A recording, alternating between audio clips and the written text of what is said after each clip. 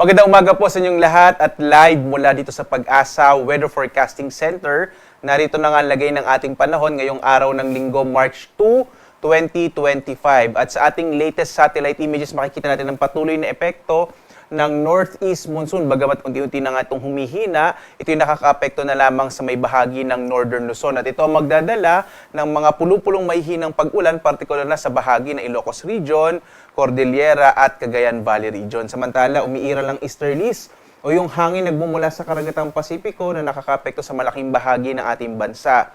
Ang easterlies ang magdadala ng mga pag-ulan or mas malaking tsansa ng mga pag-ulan sa Eastern Visayas, Caraga at Davao Region. Makikita ninyo may mga kaulapan lalo na dito sa may bahagi ng Mindanao. Posible pa na itong magdala ng mga katamtaman hanggang sa kung minsan ay malalakas na mga pag-ulan. Kaya iba yung pag-iingat sa mga epekto nito na posible pong magkaroon ng mga biglaang pagbaha o flash floods at pagguho ng lupa or landslides. Sa ibang bahagi ng ating bansa, makikita natin generally, malaking bahagi po ng ating bansa ngayong araw ay makararanas ng maliwalas sa panahon. Mas maliit yung tsansa ng mga pag-ulan, bagamat may mga localized thunderstorms pa rin tayo sa hapon hanggang sa gabi. Unti-unti na nga pong umiinit, lalo na't ngayong buwan ng Marso, inasa natin na matatapos na itong panahon ng amihan. Samantala naman, wala tayong minomonitor na anumang low pressure area sa loob at labas ng Philippine Area of Responsibility. Kadalasan po yung buwan ng Marso, ito yung buwan na pinakakakaunti yung mga nabubuong bagyo sa loob ng Philippine Area of Responsibility. Inaasahan din natin na magpapatuloy ang epekto ng easterlies at bukas, posibleng magdala nito ng mga pag-ulan sa bahagi ng Bicol Region. Kaya mag-ingat din po yung mga kababayan natin sa may area ng Bicol Region.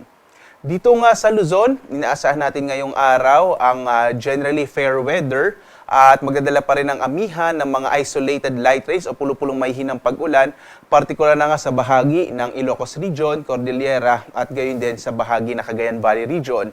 Sa nalalabing bahagi ng Luzon, kasama rin ng Metro Manila, asahan pa rin natin yung mga isolated o pulupulong mga pag-ulan, pagkidlat, pagkulog. Asahan din natin medyo magiging mainit na po yung ating panahon, dulot nga ng paghina ng itong amihan. Ay agwat ang temperatura sa Lawag na sa 22 to 32 degrees Celsius, sa Baguio nasa 16 to 24 degrees Celsius, sa Tuguegarao 23 to 31 degrees Celsius, sa Metro Manila 25 to 32 degrees Celsius, sa Tagaytay naman 21 to 29 degrees Celsius, habang sa Legazpi hanggang 31 degrees Celsius.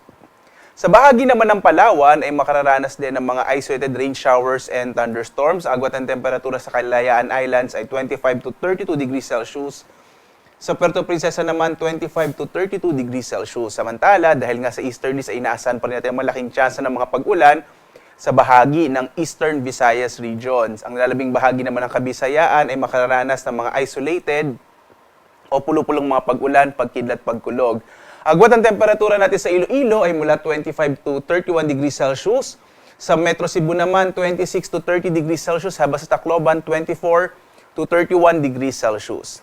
At dulot pa rin ng easterlies, malaki pa rin yung tsansa ng mga pag-ulan sa bahagi ng Caraga at Davao Region. Mag-ingat pa rin sa mga banta ng mga flash floods at landslide, lalong-lalo na sa may eastern section ng Mindanao. Ang nalalabing bahagi naman ng Mindanao ay makararanas ng mga isolated o pulupulong mga pag-ulan, pagkidlat, pagkulog, dulot pa rin ng mga localized thunderstorms. Agwat ang temperatura sa Zamboanga City, 24 to 33 degrees Celsius, sa Cagayan de Oro naman 24 to 31 degrees Celsius, habang sa Davao, 24 to 31 degrees Celsius.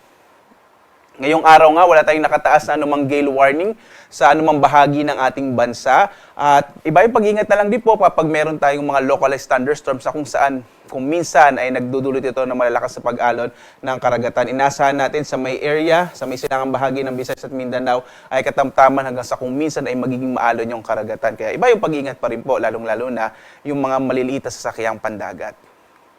Ang araw naman natin ay sisikat mamayang 6:12 na umaga at lulubog ganap na 6:04 ng gabi.